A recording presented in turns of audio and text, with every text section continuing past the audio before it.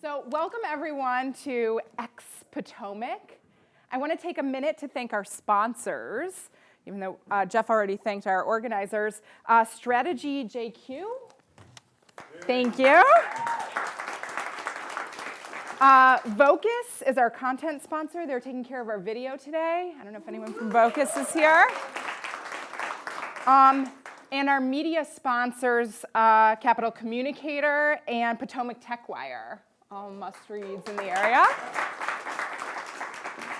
So one more round of applause. I want to thank you for your interest and curiosity for coming here today. I want to applaud your commitment to learning and self-development, to take a day out this week to learn what's coming up. And if you're like me, we can just applaud your indulgence in your FOMO, or fear of missing out syndrome.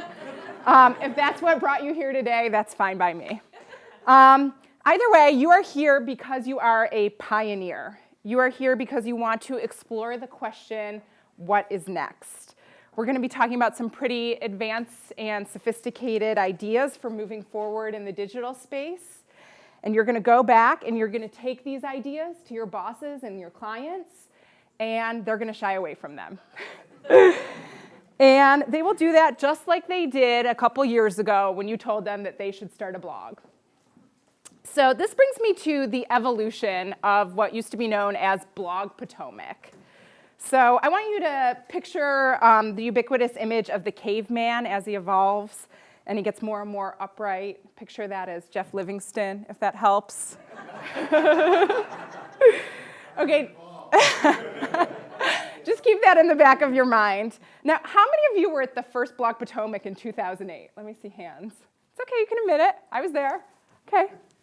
All right. Well, that was social media really in its infancy, and we were just giddy about it. We would go up to each other, and we were like, you have a blog? I have a blog. You're on Twitter? I'm on Twitter. And it was like this great bonding experience because we knew each other from being online, and we just knew that we had this shared interest in communicating on a larger scale and really disrupting the status quo. And in fact, I did some digging in the BlogPotomac archives, literally went back and watched a video of Geoff Livingston being interviewed at the first BlogPotomac, and he said his inspiration was getting people together to answer the question, how do we get beyond a blog? And that was the question in 2008. And then there were a few more BlogPotomacs in 2009. Shel Holtz was a keynote, and he talked about barriers to social media adoption.